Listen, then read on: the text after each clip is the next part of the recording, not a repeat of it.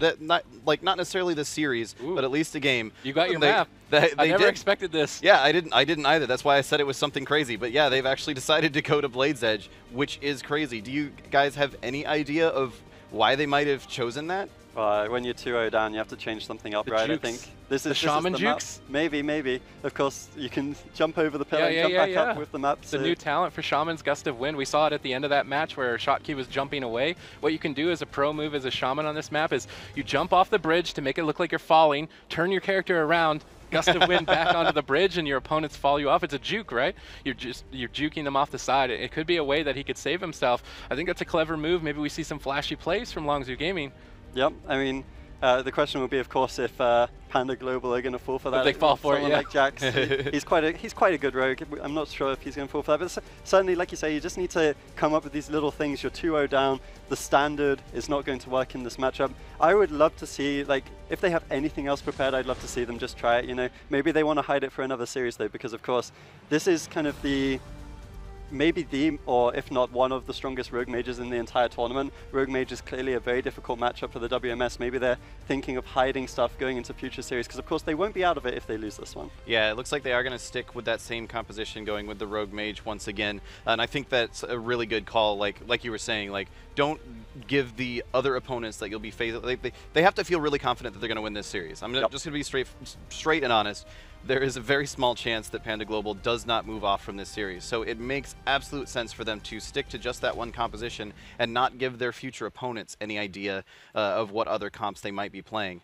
We're going to see what Longzhu has chosen here, and it is, once again, that same composition kind of as we were expecting. That's really the only comp that they have available to them, and who can blame them? Like, if you find out a week before you're supposed to play that your healer is not going to be able to make it, and that you all have to practice new classes and practice new specs, you're going to want to try to stick to just one composition, because you only have a week to learn all of it. You don't want to be trying to learn 5 new things. You only want to try to learn 1 new thing. Unfortunately for them, it seems like Panda Global has the exact answer to this composition. So we'll see if Longzhu can at least take a game in this series. We will be getting into this match here very shortly. What are your predictions for this, other than, like, I think it's a safe prediction to say that Panda Global will probably take this. Yeah. How do you guys feel? Is it going to go basically the same way as we've seen the previous matches, or do you think we're going to see a little bit different play in this one? I think we're going to see more of the same. Unless Shocky can pull off some clutch plays, I really want to see those jukes just for any Shaman players out there that are interested in what it is. I really hope that he does do it. The game is about to start. This is game number 3. Could be match point for Panda Global as Wealthy Man and Jax go up the center ramp. They're going to be looking for some hyper aggression. Who are they going to go after is the question. Jax is trying to find a target. They sap up Shotkey. Makes me think they want to open on him potentially here. They are going to open up on him with a stun onto Shipit. Shipit trinkets out. He wants to get offensive. He fears the entire team. Nice play from Shipit. They follow up with a sheep onto Wealthy Man. And they get a Hex over onto Rubcub. Good CC up from Longzhu. Can they get any pressure is a question. Doesn't look like they can just yet. Panda Global are going after Shotkey right now. Shotkey jumps down below. He's trying to line of sight with the pillar down here. He needs to avoid being interrupted. Jax lands his kick. Vidubu's polymorphs up Rubcub to try and get pressure on Wealthy Man. They've got him down to about half HP. No temporal shield for about 1 more second. Rubcub trades out some cooldowns to try and get some big heals going. He should be able to top off Wealthy Man. Shotkey's still the target. He's kiting very well so far. Forced to pop that Ascendance, but he gets stunned on it. Vidubu follows up with a peel that doubles Dragon's Breath. Buys Shotkey a couple more seconds to get the Spirit Link down, but it's not enough. Shotkey is playing relentless, so he's not able to trinket out of those stuns to get his Spirit Link down. Panda Global claim a clean 3-0 series against Longzhu Gaming. Yeah, I really like what Jax did there. In the previous game, of course, he used his Vendetta in the start, baiting out the Astral Shift, so Shotkey expected the same play, but once again, intelligent play by Jax. He was able to hold on to that Vendetta, and that's why he 100-0'd Shotkey so effectively in the kidney into the Hodge, and they even had the Arcane Torrent from the Holy Paladin at the end to feel it off. Yeah, so that is going to put Panda Gaming taking this series 3-0, like you said. Excuse me, Panda Global. I said earlier that there's 2 Panda teams. Don't get them mixed up, and then I got them mixed up. So apologies for that.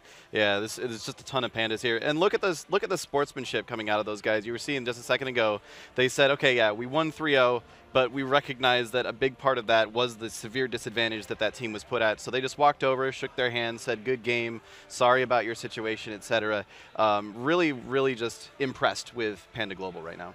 Yeah, it's kind of a bit of both. It's like, a little bit of I feel sorry for them, but at the same time, if you're someone like RubCub who's so competitive, there's plenty of us around there who are competitive, whether it be in WoW or anything in life.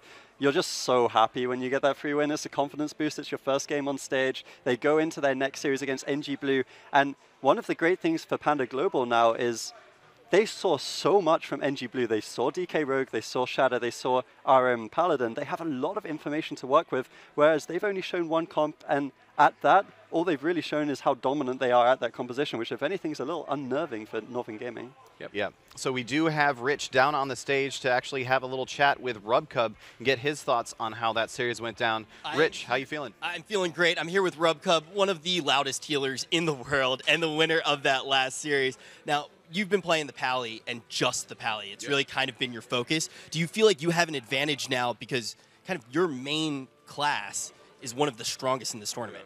Yeah, I'm definitely really confident in playing Pally. It's like the only healer I play. I've played a few other things, but it's just not as good as Pally, so I'm really confident in it. A lot of the other people are just ulting Pally, so I feel like I'm definitely have an upper hand. Yeah, and we actually talked a little bit about your bracket and how you felt about that. Do you want to let everyone at home know just what you think about the rest of your bracket? I think we have a really good shot. It's, everyone thinks EU over NA, but we'll show them wrong today. Okay, so you think that teams might be sleeping on you just a little bit then? Of course. All right, well, you heard it from RubCub himself. He thinks NA is primed to take it. Back to you, Josh.